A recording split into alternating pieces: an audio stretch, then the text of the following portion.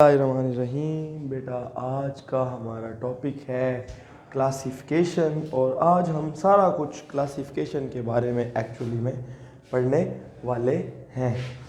और जो कुछ थोड़ा बहुत जो चीज़ें हमने आज यहाँ डिस्कस करनी है वो मैंने एक साइड पे लिख दी है कि हमने क्लासिफिकेशन पढ़ना है और ये सारा कुछ बेसिकली क्लासिफिकेशन से रिलेटेड होगा।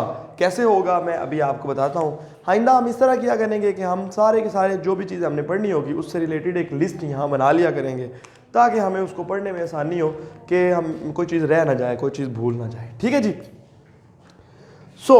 बिस्मिल्लाह करते हैं। पहली बात बेटा ये है ना, क्लासिफिकेशन क्या चीज़ होती है और उसके बाद फिर मैं इससे रिलेटेड कुछ क्वेश्चन रेज करूँगा, फिर मैं उनके खुद जवाब दूँगा। क्लासिफिकेशन को मैं डिफाइन करूँ तो मैं कहूँगा the division of living organisms into groups and सब ग्रुप्स, सही है, on the basis of similarities and differences। असल डेफिनेशन बेटा आपने ये लिखनी है, जिंदा चीज़ों को उनकी सिमिलैरिटीज़ कहते हैं मुशाबहत यानी मिलते जुलते चीज़ें, और डिफरेंसेस कहते हैं इख्तलाफात। उनकी बुनियाद पे ग्रुप्स और सब ग्रुप्स में डिवाइड करना, this is called as the classification. ये तो डेफिनेशन हमें समझ आ गई, लेकिन ये डेफिनेशन की हद तक अभी समझ आई है। मैं इसमें कुछ सवाल आपके सामने रखता हूँ। पहला सवाल ये है कि sir, number one thing, why to classify.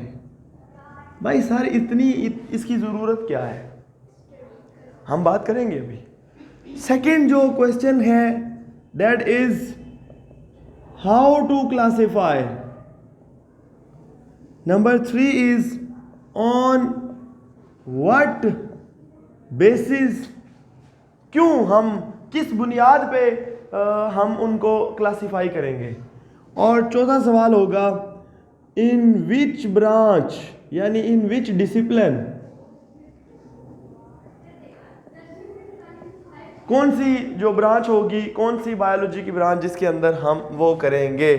और फिर वो अभी आपने कहा ग्रुप्स एंड सब ग्रुप्स, तो वो कौन से ग्रुप होंगे, समझ रहे हैं ना आप बात को, वो कौन से ग्रुप्स होंगे। इन सवालों के जवाब जब हम दे रहे होंगे ना बेटा, ये मैंने खुद बनाए हैं सारे सवाल, तो आपको ये सारा कुछ क्लियर हो जाएगा। ठीक है।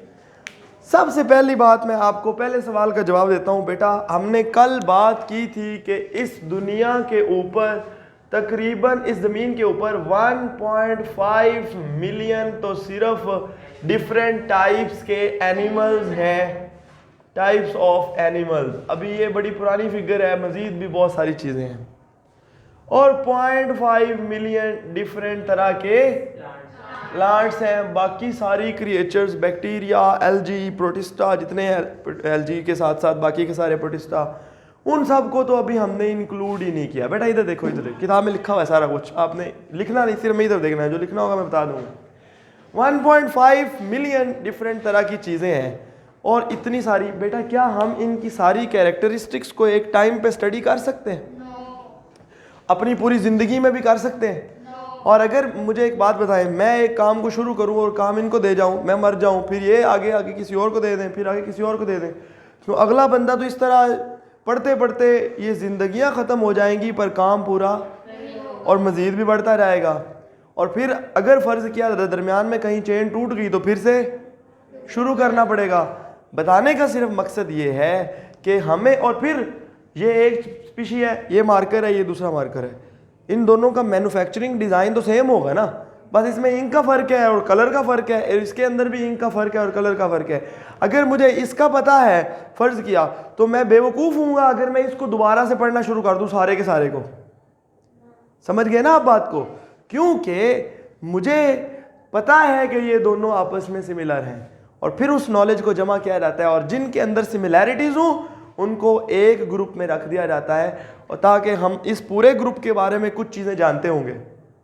फ़र्ज़ किया बेटा, फ़र्ज़ किया अब आप हम लोग फ़र्ज़ किया मैं एक घर में रहता हूँ और मेरे माँ बाप रहते हैं, मेरे बहन भाई रहते हैं, सही है? तो क्या अगर ये हम एक ग्रुप है, we all are human beings, we have the same characteristics, पर फ़र्क क्या होगा? किसी की आदतों का फ़र्क होगा, नाम का फ़र्क होगा, जेंडर का, एज का फ़र्क होगा। तो अगर मैं हर एक बंदे को अपने घर के अंदर जो ग्रुप है, जो मुख्तलिफ ऑर्गेनिज़म्स हैं, यानी है तो वो सारी ज़िंदा चीज़ें और हैं वो सारे ही इंसान भी, अगर मैं उन हर एक को अलग-अलग कि इसमें मैदे कितने हैं, इसमें लिवर कितने हैं, इसमें आंखें कितनी हैं, तो मुझे बताएं भला ये बात सही होगी? When I know that all are human being, तो मुझे ह्यूमन बीइंग के ग्रुप की सारी बुनियादी खसूसियात पता है और मैं अंडरस्टूड रखूँगा कि ये और ये जितने भी घर में लोग रहते हैं उन सारों के अंदर ये खसूसियात मौजूद हैं। जो बाकी एक्स्ट्रा होंगी, आदतें, एज, वो चीज़ें मैं पूछ लूँगा तो मुझे समझ आ जाएगी कि मैं पूरे ग्रुप को स्टडी कर चुका हूँ। समझ आ गई बेटा बात की? इसी तरह यानी जिन ऑर्गेनिजम्स में सेम होता है, मतलब चीज़ें मिलती जुलती हैं, उनको हम एक जैसे ग्रुप में रख देते हैं और जिनमें नहीं होती उनको डिफरेंट ग्रुप्स के अंदर रख देते हैं। इसका बेसिकली सवाल पैदा होता है, सर इतनी ज़्यादा ज़िंदा चीज़ों को study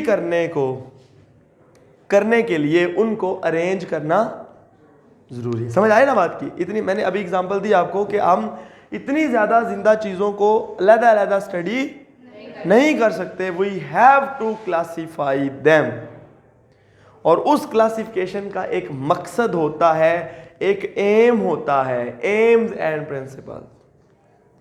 what is the aim? Aim से पहले चलो मैं आपको बता ही देता हूँ बेटा। देखें, दो एम होंगे। नंबर 1 टू फाइंड, एम्स क्या हुए? टू फाइंड सिमिलैरिटीज, क्यों हम डिवाइड करेंगे, एंड डिफरेंसेस, जिंदा चीजों के अंदर कि भाई ताकि हम उनको स्टडी कर सकें आराम से। और number 2 to track their evolutionary. ये क्या है ये मैं अभी आपको बताता हूँ। ये सारी चीज़ों को हम डिस्कस करते हैं, इसलिए मैं ये लफ्ज़ पहले नहीं बता रहा था, मैं क्या इसको मैं पहले बता दूँ। सही है? हाउ टू क्लासीफाई बेटा, कैसे करेंगे क्लासीफाई ग्रुप्स के अंदर? बेटा ग्रुप और सब ग्रुप्स के अंदर हम कहेंगे जिन चीज़ों के अंदर सिमिलैरिटीज है उनको सेम ग्रुप में रख दो, और जिनके अंदर सिमिलैरिटीज नहीं है उनको डिफरेंट ग्रुप में, दूसरे ग्रुप में रख। ये मसला भी हल हो गया। सर ये जो आप बड़ी आसानी से कह रहे हैं कि ओ जी सिमिलैरिटीज हैं तो डिफरेंसेस हैं तो फ़र्क कर दो, किस बुनियाद पे आप सिमिलैरिटीज और डिफरेंसेस ढूंढेंगे? कौन सी बुनियाद है? यानी अमीर गरीब, अमीर जानवर इधर हो जाए, गरीब जानवर, ऐसा तो नहीं ना? या कोई खूबसूरत और बदसूरत ये अलग अलग हो जाए, ऐसा तो नहीं ना? या फिर पढ़ी लिखी गाय और जो अनपढ़ गाय वो अलग अलग, ऐसे तो नहीं ना? किस बुनियाद पे बेटा? कौन सी, हाँ वो कौन सी कैरेक्टरिस्टिक्स हैं जिनकी बुनियाद पे, यानी इसको कहते हैं बेसिस ऑफ क्लासिफिकेशन। सही है? किस बुनियाद पे वो मैं आपको बता देता हूं। Similarities and differences of number 1 structure and function, number 2 cytology, उनके सेल्स एंड सेलुलर ऑर्गेनाइजेशन।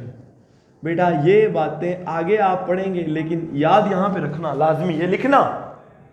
अगर बोर्ड में एमसीक्यू आ रहा है तो फिर किताब में जितनी 4 लिखी हुई सिर्फ फिर वो लिखना, बाकी अगर याद रखने की खातिर तो आपको ये पता होनी, शॉर्ट क्वेश्चन में आप ये सारी लिख देंगे। नंबर 3 जीनेटिक्स उनके जो जीन है उनका डीएनए मिलता जुलता है कि नहीं मिलता जुलता। नंबर 4 कंपैरेटिव एनाटॉमी, वो इसमें आ जाएगी। कंपैरेटिव एम्ब्रियोलॉजी, ये क्या है बेटा? सारे मैमल्स यानी जो बच्चे देते हैं वो अपने जब वो पैदा होते हैं तो वो उन्हीं स्टेजेस से गुजरते हैं जिन स्टेजेस से एक मैमल गुजरता है उसी से, समझ रहे ना? यानी ये है उनकी कंपैरेटिव एम्ब्रियोलॉजी। कि ये एम्ब्रियोलॉजी क्या थी? The study of development of an individual from single cell zygote to the complete unit, complete individual. बेटा सब इसमें समझ आ रही है? नहीं आ रही ना? तो स्ट्रक्चर एंड फंक्शन, उनकी बॉडी के डिफरेंट स्ट्रक्चर्स क्या आपस में सिमिलर हैं, इसको हम कंपैरेटिव एनाटॉमी भी कहते हैं। कंपेयर करना दोनों की एनाटॉमी को। अगर ये चीज़ और ये चीज़ इनकी एनाटॉमी तकरीबन मिलती जुलती, 100% तो नहीं होगी लेकिन मिलती जुलती है, बेसिक इनका थीम सेम है, तो हम कहेंगे ये आपस में मिलते जुलते हैं। They are comparable, they are similar. ठीक है। और साइटोलॉजी, वो यूनिसेलुलर हैं कि वो मल्टी सेलुलर हैं, कि उनके अंदर ये आ गई है यूनिसेलुलर, कॉलोनियल या मल्टी सेलुलर है। और साइटोलॉजी मतलब उनके अंदर सेल कौन से वाला है, कौन सा वाला, प्रोकैरियोटिक और यूकैरियोटिक। तो ये भी पता लग गया। जेनेटिक्स, उनका डीएनए स्ट्रक्चर, बेटा बहुत सारी चीजें हैं। चिंपैंजी है, वो उसका डीएनए 98% डीएनए इंसान से मिलता है, बताओ। तो ये सारा कुछ जो है यानी जेनेटिक्स, उनका डीएनए, उनके जीन्स, बेटा समझ आ रही? उनके जीन्स की सिमिलैरिटीज जो हैं वो आपस में जिनकी ज्यादा मिलती होंगी उनको हम कह देंगे जी कि ये एक ग्रुप में है। मसलन अब आप देखें कि अगर चिड़िया को कंपेयर करना हो तो मैं उसे पिजन्स के ग्रुप में रखूंगा कि डंकी के ग्रुप में रखूँ? क्योंकि दोनों उड़ते हैं, दोनों बर्ड्स हैं, दोनों की स्ट्रक्चरल सिमिलैरिटीज हैं। जिन जीन्स भी देखेंगे तो उनके आपस में ज़्यादा मिलते होंगे उनकी निस्बत। अगर फ़र्ज किया जो स्पैरो है उसके 99% जीन्स, फ़र्ज किया, मैं एग्जांपल दे रहा हूँ कि 99% जीन्स अगर डंकी के साथ मिलते हों तो पिजन के साथ 99.5% मिलते होंगे। सिर्फ एग्जांपल दे रहा हूँ, ये 100% ऐसे है नहीं, सही है। तो जेनेटिक्स इसको कहते हैं। और कंपैरेटिव एम्ब्रियोलॉजी बेटा क्या होती है कि वो अपनी डेवलपमेंट के दौरान they pass through the same, ये लिखना है इसमें, they pass through the same embryonic stages, मिलती जुलती एम्ब्रियोनिक स्टेजेस। तो अगर सेम एम्ब्रियोनिक स्टेजेस से गुजरते होंगे तो हम उनको क्लोज ग्रुप में रख देंगे, और नहीं तो फिर दूसरे दूर के ग्रुप में रख देंगे। तो बेटा अभी तक अगर आपको समझ आया है, फिर हम वो सारी बातें पढ़ेंगे। हमने ऑलरेडी दरमियान में उनके जवाब हमें मिल रहे हैं कि क्लासिफिकेशन क्यों करनी है सर, इतने सारे ऑर्गेनिज्म है उनको पढ़ना है, और अगर उनको पढ़ेंगे तो और फिर क्लासिफिकेशन आपने, उसका फ़ायदा हमें क्या होगा, हम उनकी सिमिलैरिटीज़ और डिफरेंसेस को पढ़ लेंगे। और नंबर 2 उनके बारे में उनकी एवोल्यूशनरी हिस्ट्री कि ये कहाँ तक पीछे जाके, क्योंकि यहाँ अब मैं ये पॉइंट समझा लूँ फिर हम आगे चलेंगे, क्योंकि अब ये दूसरी बार आ गया सामने। बेटा समझ आ रही है ना? कहीं कोई कन्फ्यूजन नहीं है? पक्का? अच्छा जी, देखो बेटा, कहा यह जाता है कि शुरू के जो ऑर्गेनिज्म थे ना वो सारे प्रोकैरियोट्स थे। मैं यहाँ लिख देता हूँ। कहा यह जाता है कि प्रोकैरियोट्स जो थे यानी जो बैक्टीरिया वगैरह थे, ये फिर क्या हुआ कि ये बैक्टीरिया से बने प्रोटिस्टा। क्या बने? और प्रोटिस्टा से थे 3 तरह के, प्लांट लाइक, एनिमल लाइक और फंजाई लाइक। इनसे फिर प्लांट्स बन गए, इनसे फिर एनिमल्स बन गए और इनसे फिर फंजाई बन गए। सही है। कहा यह जाता है कि असल में एवोल्यूशन क्या चीज़ है, वक्त के साथ साथ जिंदा चीज़ों की खसूसियात में तब्दीलियां आती रहती हैं। सही है। जिंदा चीज़ों की खसूसियात में क्या आती रहती है? तब्दीलियां। इतनी तब्दीलियां आ जाती हैं कि जो एक ही स्पीशी की जो नई जनरेशन है वो उसमें काफ़ी सारे बदलाव आ चुके होते हैं। मसलन अगर आप गौर करें तो विद इन अ स्पीशी जो एवोल्यूशन है, यानी एवोल्यूशन 2 तरह की होती है बेटा। यानी एवोल्यूशन क्या है?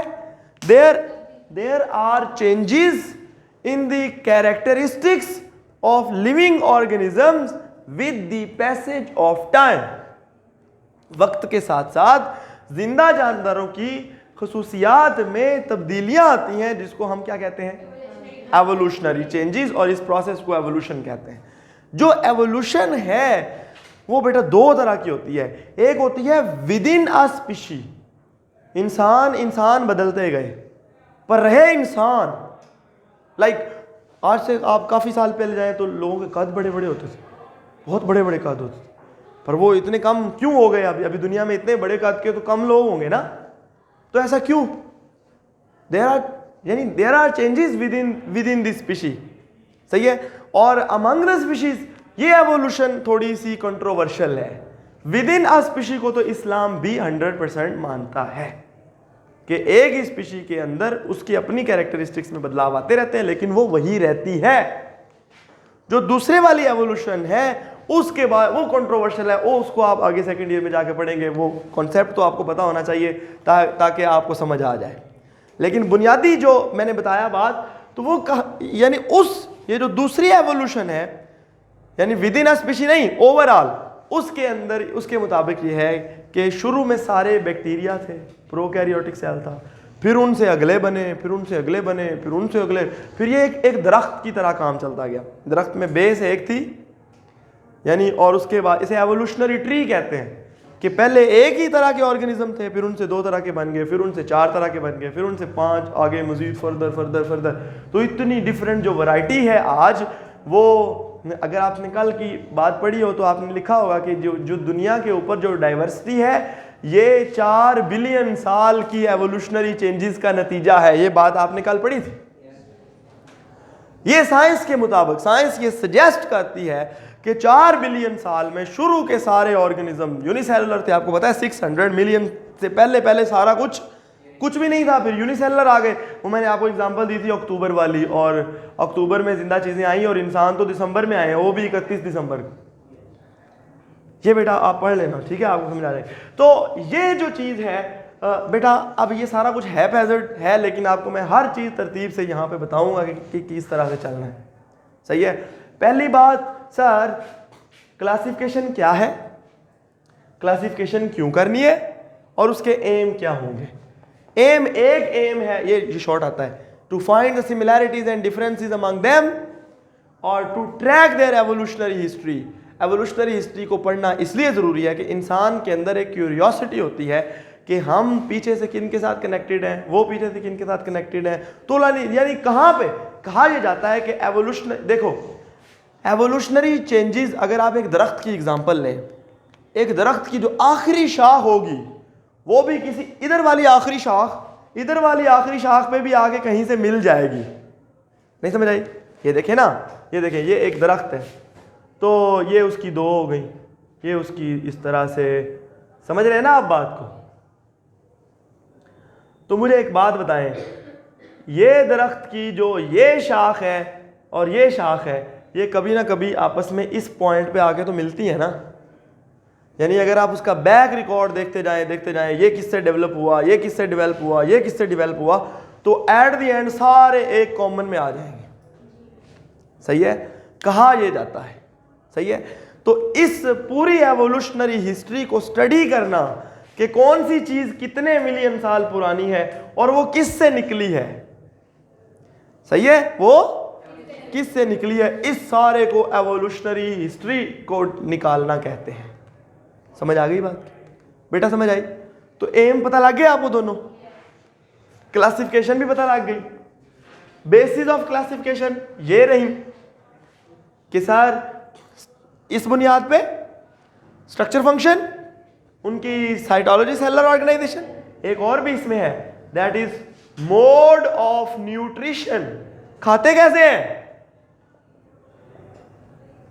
सही है, structure and function, cytology, genetics, comparative embryology, कि वो एक ही तरह की स्टेजेस से गुजरते हैं, पास through the same embryonic stages during their development, and the last is mode of nutrition. उनके अगर मोड ऑफ न्यूट्रिशन, सारे प्लांट्स एक ग्रुप में क्यों हैं, बिकॉज दे परफॉर्म फोटोसिंथेसिस, वो अपनी खुराक खुद बनाते हैं। सारे एनिमल्स अलग क्यों चले गए, देखें। समझ रहे हैं ना बात को?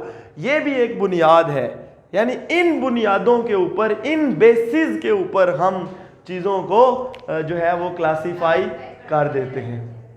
अब सवाल पैदा बेटा किस डिसिप्लिन, किस ब्रांच ऑफ बायोलॉजी में?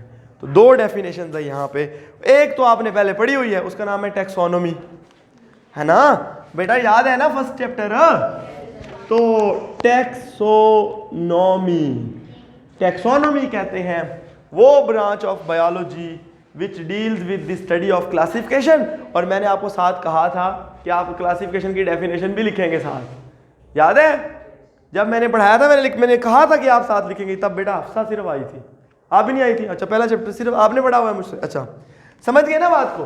तो टैक्सोनॉमी क्या है कि this is the branch of biology which deals with the study of classification, और मैं क्लासिफिकेशन की डेफिनेशन वहां पे यही लिखवाई थी, सही है?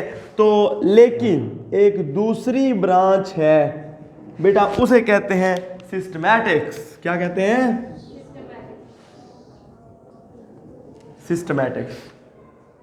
सिस्टमैटिक्स कहते हैं अगर हम, ये वो ब्रांच ऑफ बायोलॉजी है which deals with the study of classification and also traces the evolutionary history plus evolutionary history.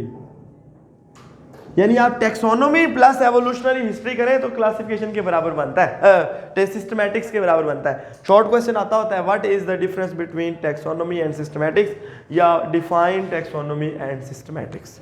बेटा ये वाला सवाल भी हल हो गया कि बायोलॉजी के कौन से उसके अंदर। यहां तक कोई मसला है? इसको मिटा दूं? कोई टिश्यू है? हाँ, अच्छा बेटा समझ आ गई।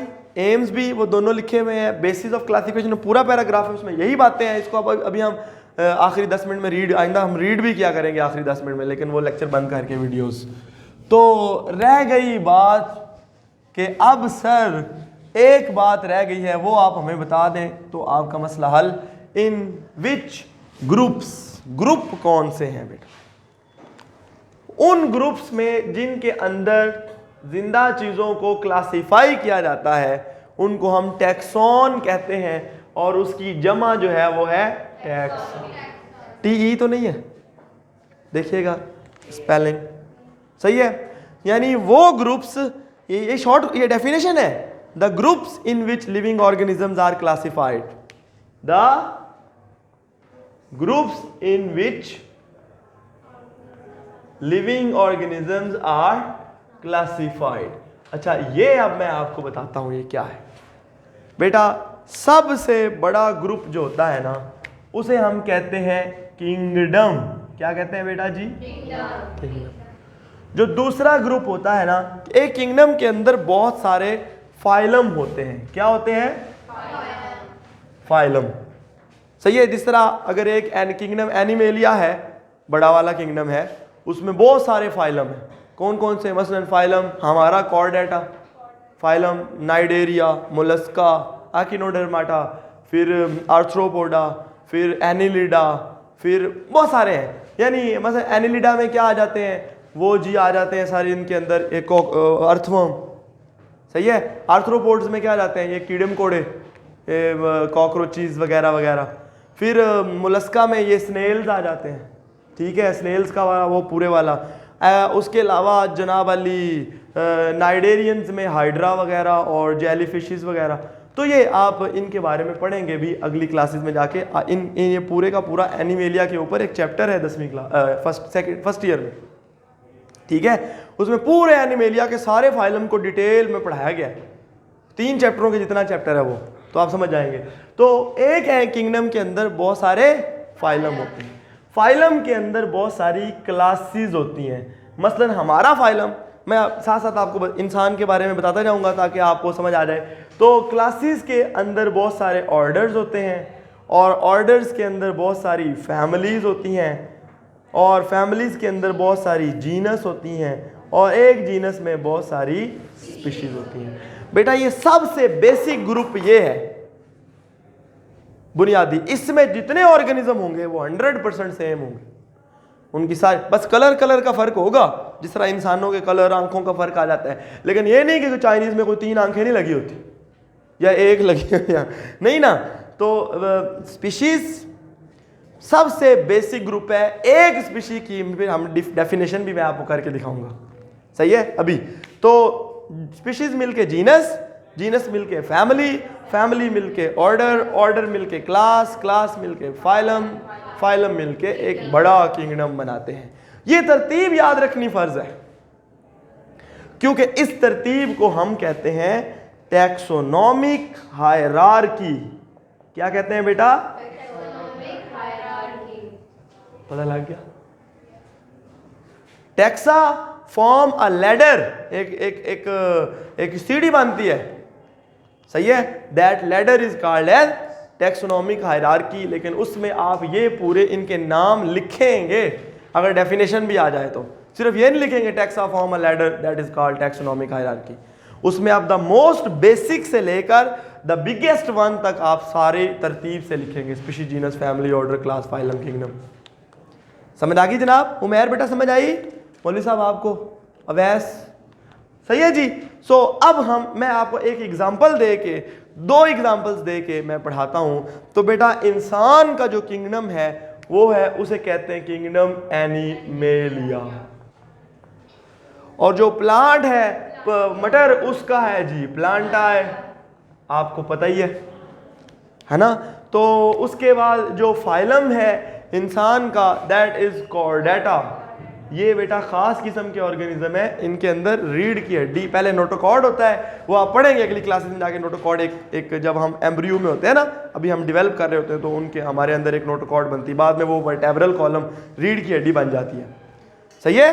तो जो है ये हमारा फाइलम है, सही है। उसके अलावा इनका फाइलम ट्रैक्योफाइटा है, मैग्नोलियोफाइटा। आओ जी आओ।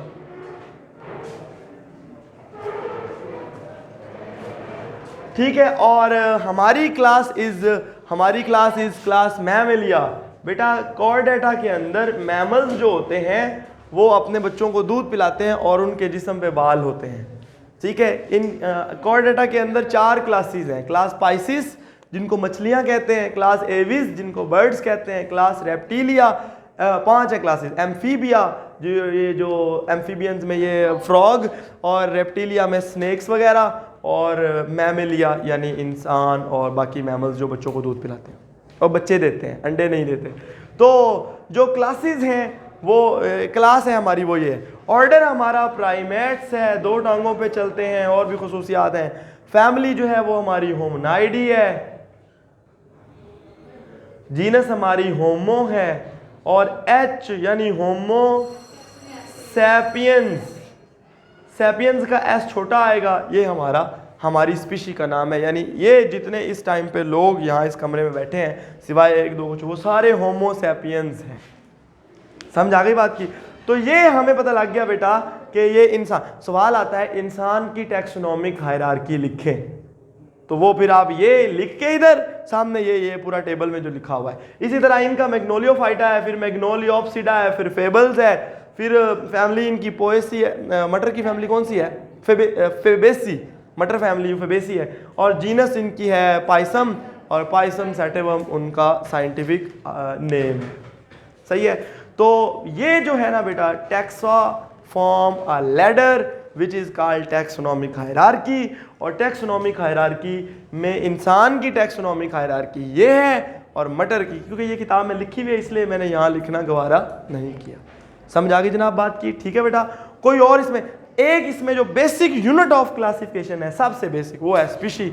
इसके बारे में हम वैसे पढ़ना तो आज चाहिए था, लेकिन हम पढ़ेंगे कल। डेफिनेशन आपको इसकी पता है, मैंने 3 दफ़ा लिख के अभी तक आपको बता चुका हूँ, लेकिन थोड़ी सी उसके अंदर और चीज़ें डिस्कस करने वाली हैं, तो ये हम कल पढ़ेंगे।